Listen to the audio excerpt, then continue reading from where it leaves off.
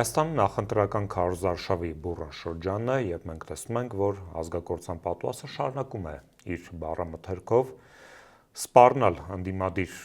ներկայացուցիչներին, ընդդիմադիր քաղաքական ուժերի ղեկավարներին, նաեւ նախկին նախագահներին։ Եվ մենք տեսնում ենք, որ Նիկոլ Փաշինյանը բացի սպառնալիքներից որևէ այլ ծրագրային դրույթ չի ներկայացնում իր ընտրողներին։ Այս եւ այլ հարցերի շուրջ այսօր զրուցել եմ ուժեղ Հայաստան կուսակցության ներկայացուցիչ, պատգամավորի թեկնածու Շիրազ Մանուկյանի հետ։ Ողջույն Շիրազ ջան։ Ձեզ եմ ողջունում։ Շնորհակալ եմ հարցազրույցի հնարավորության համար։ Ձեզ եմ շնորհակալ։ Նիկոլ Փաշինյանը հերթական սպառնալիքները հղեց Սամվել Կարապետյանի նկատմամբ, նշելով, որ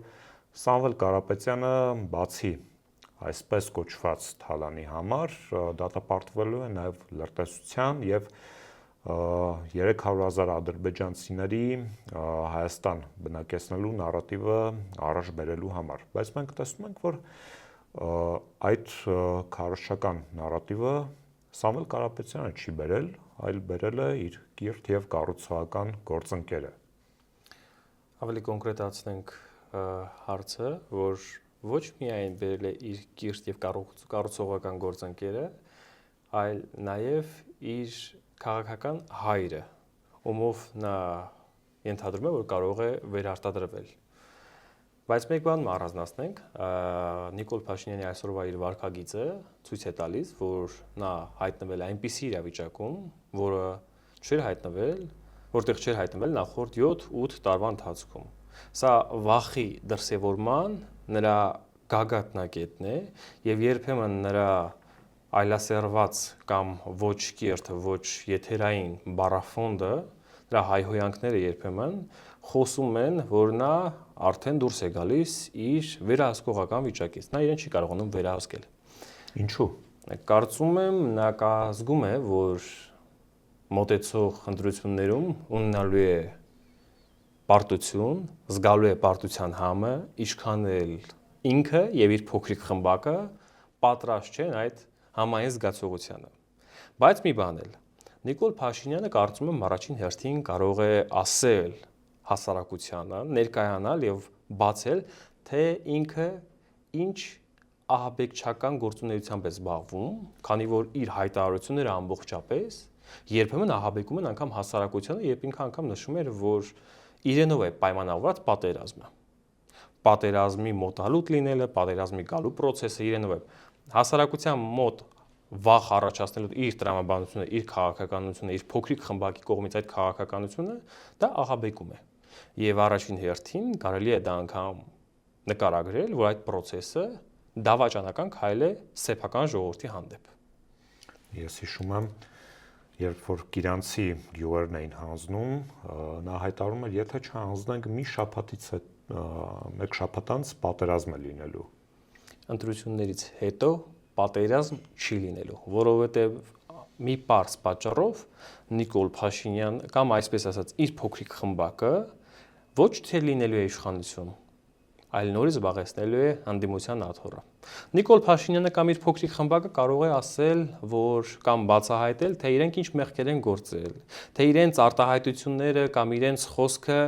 ինչ սպառնալիքներ են իրենցից ենթադրում։ Արդյոք դրանք քրեական պատասխանատվության ենթարկվում են այդպիսի արտահայտությունները, թե թող սրա մասին խոսեն։ Քանի որ ժողովրդին վախեցնողը, ժողովրդին ահաբեկողը երկար իշխանություն կամ երկար այդպիսի իշխանական կյանք չի ունենա վերջ-վերջո։ Նա հստակորեն երևում է, որ վախենում է Սամվել Կարապետյանի հանրային խոսքից, որովհետև ինչից սկսվեց այս ամենը։ Երբ որ նախորդ տարի ամռանը եկեղեցու դեմ արշավի այդ սկզբնական արարներ տեղի ունենում,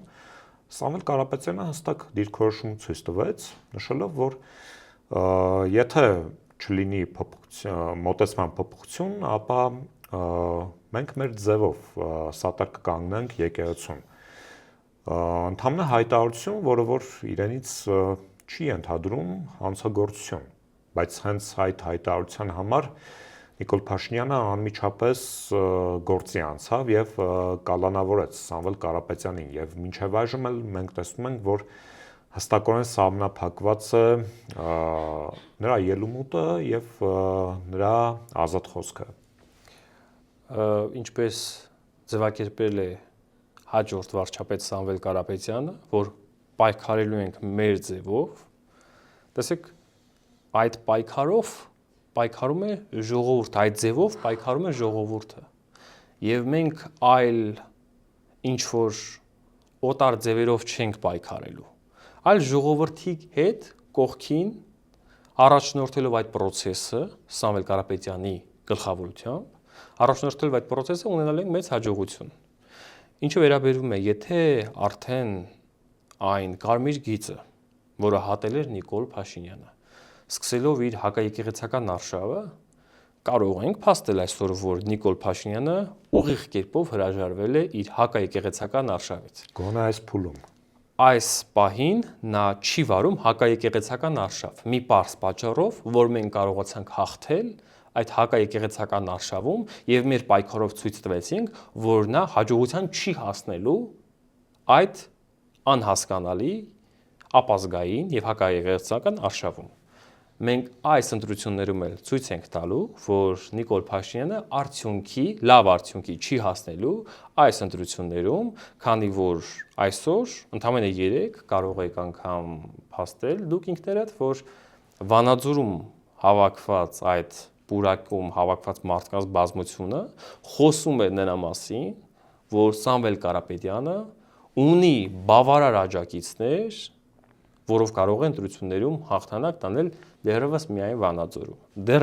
Վանաձորում։ Կարող եմ փաստել նախորդ օրվա Տաշիրի պատկերը։ Այդ մարդկանց ավյունը, այդ կյանքը, որ նրանք ունեին այդ պահին, որը եռում էր նրանց մեջ, երբ որ մարդիկ ուզում են փոփոխություն։ Եվ այդ փոփոխությունը ոչ թե ինչ որ առումներով պայմանավորված է միայն մեզնով, նաև Սամվել Կարապետյանի դերակատարությամբ է պայմանավորված այդ փոփոխությունը։ Եվ այդ փոփոխությունը գալու է, ինչքան էլ որ փոքրիկ խմբակը դրան դեռ պատրաստ չէ։ Նիկոլ Փաշինյանը շարունակաբար հայտարարում է, որ անդիմադիր ուժերը կամ ինչպես ինքն է բնորոշում, պատերազմի եռագլուխ կուսակցությունը չի անցնելու խորհրդարան։ Դա արդյոք չի նշանակում, որ մենք քարոզարշավի հետագա օրերին միգուցե տեսնենք ռեպրեսիվ ապարատի շատ ավելի բիրտ կիրառում եւ միգուցե տեսնենք նաեւ Մոլդովայի կամ ռումինական սցենարը, որտեղ տեխնացուներին ընտրություններից առաջ կամ քաղաքական ուժերին ընդդիմադիր ուղղակի արգելեցին։ Մենք ամեն հավանական տարբերակի պատրաստ ենք, ամեն հավանական տարբերակի։ Մի պարզ պատճառով, որովհետև այս արշավը, հաղթանակի արշավը ունենալու է եւ հասնելու է իր համապատասխան գագաթնակետին, որտեղ ժողովուրդը տոնելու է իր հաղթանակը։ Պատերազմի եռագլուխ կուսակցությունը կազմված է Նիկոլ Փաշինյանից, Ալիևից եւ Էրդողանից։ Նրանք երեքով են պայմանավորված Հայաստանի միշտ բերել պատերազմներ։ Թեպետև այդ առաջի գլուխը կանգնած եղել է Նիկոլ Փաշինյանը։ Ոչ մեկիս համար գաղտնիք չէ, որ 3 պատերազմ են բերել 20 թվական, 22 թվականի դեպքերը, 23 թվականի դեպքերը, չհաշված այլ փոքր-ինչ մարտական գործողություններ, որ կարող ես անդադար նշել։ Ինչով է պայմանավորված այդ պատերազմների գալը, կարծում եմ Նիկոլ Փաշինյանը կարող է ավելի բաց ներկայացնել իր եւ իր ավագ ընկերոջ երկխոսությունները պատերազմի եւ պատերազմի մոտալուտ լինելու վերաբերյալ։ Իսկ ռեպրեսիվ գործողությունների վերաբերյալ կարող եմ ասել, որ դա բացառապես իրենց վախերն են, քանի որ որտեղ ինձ մոտ տպավորություն է, որտեղ բավականաչափ մարդ է հավաքվում, ինքնաբուխ մարդ է հավաքվում, հաջորդ օրը իրավապահ մարմինները գնում են այդտեղ, տեսնելու թե դա ինչպես է լինում։ Ուղղակի պետք է այդ մարդիկ էլ եւս մեկ անգամ հասկանան, որ Նիկոլ Փաշինյանի անհասկանալի քաղաքականության շարունակությունը դառնալով ոչ մի լավ բանի չեն հասնելու։ Տեսեք, Փաշինյանը, ինչպես նշեցի, փորձ է անում սևացնել իր քաղաքական հակառակորդներին, տարատեսակ կեղծ եւ մտածածին պատճառաբանություններ բերելով։ Նա օրինակ ողջ իշխանական քարոզչությունը այս օրերին հատկապես վերջին օրերին լծված է տարատեսակ գեղեցիկներ տարածելուն կապված Նարեկ Կարապետյանի քաղաքացիության հետ եւ Սամվել Կարապետյանի ռուսական հատուկ ծառայությունների իբրև թե նրանց հետ կապ ունենալու մեջ։ Եկեք այս հարթակը եւս օգտագործենք, որպեսզի կարողանանք այդ կեղծ քարոզչական նարատիվները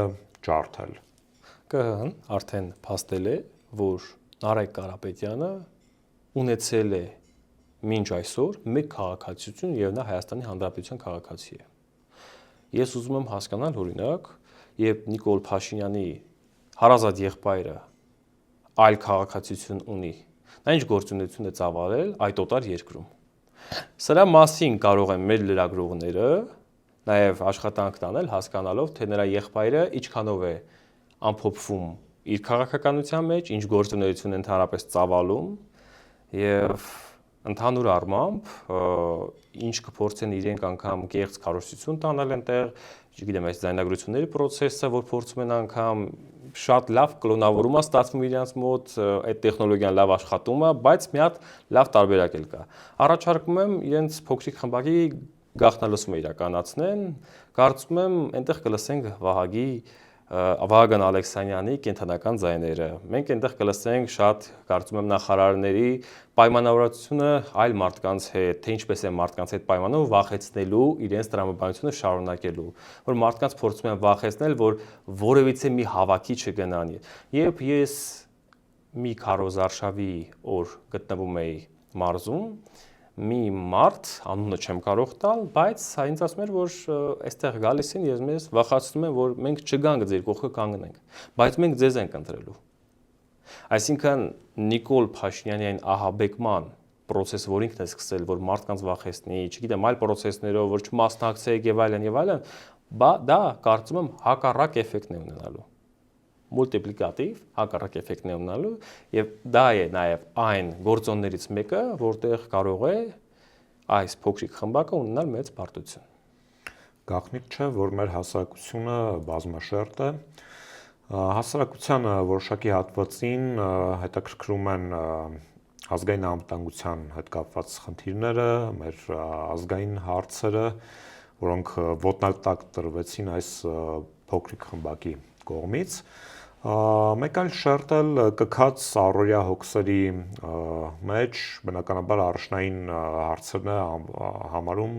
կենցաղը, սոցիալ-տնտեսական իրավիճակը։ Եկեք խոսենք ձեր ծրագրերի մասին։ Նախ անվտանգության հետ կապված, Արցախի հարցի հետ կապված, հայ-ադրբեջանական հարաբերությունների հետ կապված, որովհետև Սամվել Կարապետյանը շատ հետաքրքիր եւ կարեւոր հայտարարություն արեց, որ չենք թողել, որպեսզի ադրբեջանցիները այդտեղ հողեր գնան, հա։ Շատ լավ։ Եվ խոսենք սոցիալ-տնտեսական ոլորտում ձեր առաջնային ծրագրերի մասին։ Առաջինը նախ մենք ասել ենք եւ Սամվել Կարապետյանը հստակ ձևակերպել է, որ ընդունելու ենք Սաֆարովի կանխարգելման օրենք, որով ոչ մի այլ օտարազգի քաղաքացի, թեկուզ երկար ժամանակ լինելով այստեղ ձեռք բերելով մեր քաղաքացիությունը, չի կարողանալու այստեղ բնակարան կամ ընդհանրապես գույք գնել։ Նախ Նիկոլ Փաշինյանը, կարծում եմ, իր քաղաքականության այսօր կարող է մի ժամանակ, մի 15 րոպե գտնել եւ պատասխանել Ադրբեջանի առաջնորդի օգնականի հարցին, երբ նա անդադար կրկնում է, որ 300,000 ադրբեջանցիներ պիտի ետ վերադառնան եւ բնակեցվեն Հայաստանում, սա իրենց խոսույթն է։ Զարմանալի է, որ այսօրվա իշխանությունը երբ Հայաստանի մասին խոսում են այնպես, իրենց հռետորաբանության մեջ տեսնում ենք տարածքային նկարտումներ Հայաստանի Հանրապետության նկատմամբ, տեսնում ենք իրենց անդադար այդ Արամետյան Ադրբեջան կարգախոսով միջոցառումներ, անգամ թվով երրորդը հունիսի 18-ից 19 լինելու է Նախիջևանում, որտեղ անգամ հասարակական գործիչներ, այո, հասարակական գործիչներ, բավականին պաշտոնյաներ, այլ մշակութային գործիչներ իրենց մոտ խոսելու են այս եղելությունից եւ ներկայացնում են սա որպես իրականություն։ Եթե սա իրենց պատկերացմամբ իրականություն է, Նիկոլ Փաշինյանը չունենալով քաղաքական կամք ինչպես է հրաժարվելու այդ համատեղ ծրագրից, որ իրեն կարծում եմ, որ ունեն իրենց մեջ ներքին համաձայնություն, որ այդ ծրագիրը պիտի իրականացնեն անմիջապես ընտրություններից հետո, եթե անգամ իրենք վերընտրվեն։ Բայց մենք դրա համար ենք, որպեսզի պայքարենք, որպեսզի ընտրություններում մեծ հաղթանակ ունենանք եւ կանխենք այն ապահազգային, այն ավազգակործան ծրագիրը, որը Նիկոլ Փաշինյանը իր քաղաքական հոր հետ, Ադրբեջանի առաջնորդի հետ նախատեսել է։ Եվ զարմանալի է, մեր անվտանգության ծրագրերի հետ վերաբերյալ ես կարող եմ առաջ քաշել մեր խելացի սահմանները, որը կարևոր է։ Մենք առաջարկում ենք խելացի սահմանների տրամաբանությունը, որտեղ առաջի գիծը, առաջի մարտական դիրքերի այդ առաջի գիծը գերակշռելու է այդտեղ ռազմատեխնիկան, օգտագործվելու է AI համակարգեր, որպեսզի մշտադիտարկման տակ պահվի այդտեղ, քանի որ մեզ համար կարևոր է զինվորի կյանքը, քանի որ մեզ համար զինվորը արժեք է, եւ մենք մեր կառուցածը գովազդով չենք ներկայացնելու հասարակությանը, քանի որ երբ կահավորում ես առաջնային, այսպես ասած, մարտական դիրքերը, դա գովազդային վահանակ պատրաստել է ինչ անում է այսօրվա իշխանությունը, ամենածիծաղալին եւ ամենավատ իրենց քաղաքականությունն է։ Ես զարմացած եմ, որ անգամ իրենք հոլովակներով ցույց են տալիս զինվորների քնելու վայրը, ցույց են տալիս այն տեսախցիկների էկրանները, թե ինչպես է մարդիկ մշտադիտարկում կատարում, եւ սա ներկայացնել որպես որ լավագույն ձեռքբերում բանակի ամենածիծաղալուն է։ Երբ անգամ ես կարող եմ հիշատակել, որ այսօրվա պաշտպանության նախարարը համեկի եթերում Պետրոսին հարցազրույց տալիս նշում է անգամ թվով, թե մենք քանի հոգի պահեստազոր ունենք ծառայող, ինչքան է մեր զինված ուժերի քանակը։ Սա պետական գաղտնիք է, որ ընդհանրապես երբևիցե ոչ մի եթերում պետք է չհնչի անգամ այդպիսի բարձրաստիճան պաշտոնյայի կողմից։ Մեր ծրագրերի հետ կարևոր, ես ուզում եմ կարևոր մի կետ նշել, որ ոչ թե մեր պետությանը անհրաժեշտ են թանկ, զենք, զինատեխնիկա, այլ այնպիսի զինտեխնիկա, որը մեր պետությանը անհրաժեշտ է։ Այսօր Նիկոլ Փաշինյանը գնել է Ակաշ, եթե չեմ սխալվում, հոп հակահրթիռային համակարգեր։ Արդյոք դա մեր պետությանը պետք է, երբ անգամ այդ զինտեխնիկան որևիցե այլ պետության կողմից չի գնվել եւ չի փորձարկվել։ Հայաստանը արդյոք այն փորձարարական դաշտն է, որը Նիկոլ Փաշինյանը այսօր ստեղծել է։ Մենք առաջարկում ենք անգամ պաշտպանված երկինք մեր տեսլականը անվտանգության համակարգում, բայց մեր նպատակն է հասկանալ, թե մեզ ինչ է անհրաժեշտ, թե ոչ թե ինչն է էժան կամ ինչը մեզ տալիս են։ Երբեմն անգամ զենքերը ունեն քաղաքական գներ։ Քաղաքական գինը պայմանավորված է նաև դիվանագիտությամբ, հարաբերություններով այդ երկրի։ Մենք պիտի հասկանանք նաև որոշակիորեն այնպիսի զենքեր ձեռք բերել, որպեսզի կարողանա մեր սպառազինությունը բանակի համալրվել։ Այն դեպքում, երբ Նիկոլ Փաշինյանը նախորդիվ տարվա համեմատ սպառազինության գումարը, այսինքն այն գումարը, որ տալիս է, 1.8 միլիարդից կրճատել է եւ դարձրել է 1.5 միլիարդ, այսինքն $300 միլիոն կրճատել է։ Ես անգամ կարող եմ հիշատակել իր սուերի ձեռքբերման process-ը, մոտ $200 միլիոն ծախսել է 4 սու ձեռք բերելու համար, որտեղ անգամ նրանք մարտագլխիկ չունեն։ Այն դեպքում, այսինքն դուրս եկա, որ ինքը 1.2 միլիարդով ձեռք է բերել ինչ-որ զինտեխնիկա։ Ինչ տրամաբանությամբ, ես չեմ զարմանում, որ անգամ այստեղ կարող են վաղը շքերթին կանգնած լինել զինտեխնիկա, որոնք իրականում, չգիտեմ,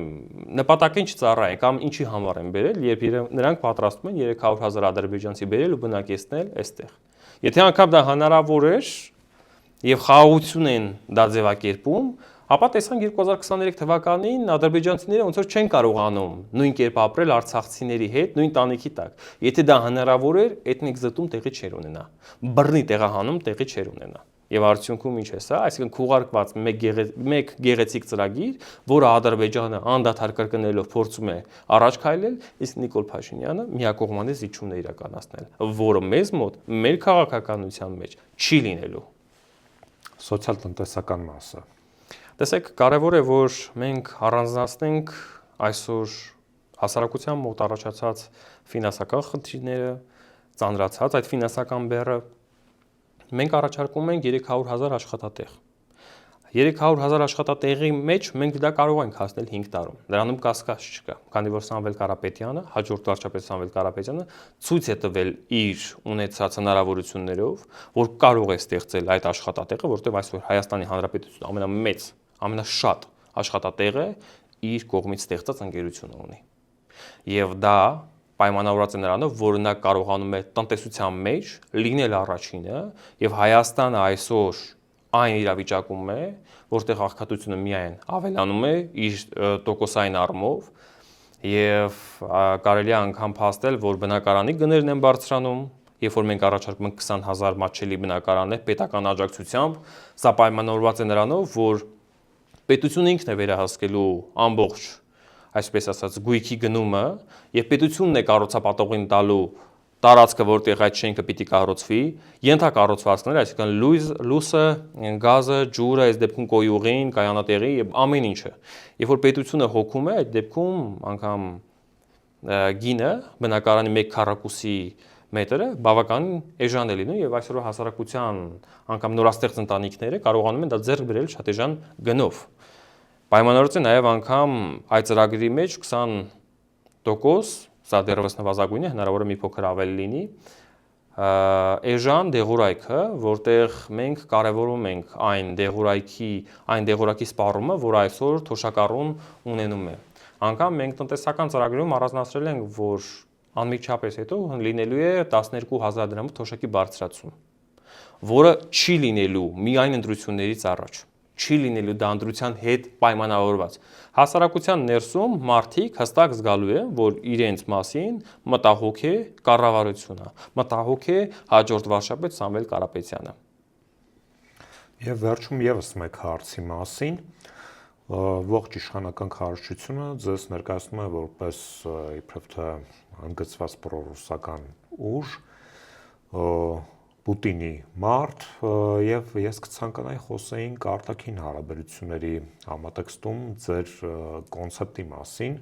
թե Արևմուտքի հետ, թե Ռուսաստանի հետ, թե Չինաստանի եւ Իրանի Իսլամական Հանրապետության հետ։ Շատ լավ։ Եթե մենք աշխատելու ենք այն աշխարհաքաղաքական դերակատարների հետ եւ մեզ պետք են մեկից ավելի երաշխավորներ, արդյունքում երբ մի երկիր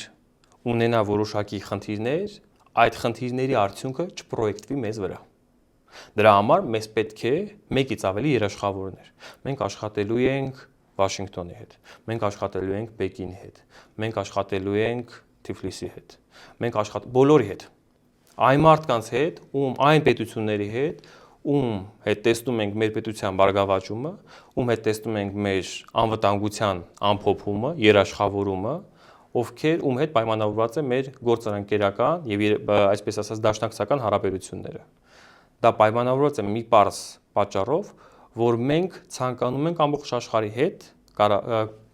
տանել այնպիսի բարյադրացական, այնպիսի լավ հարաբերություններ, որ մեր պետության անվտանգությունը կարգավորենք եւ ստեղծենք բալանս։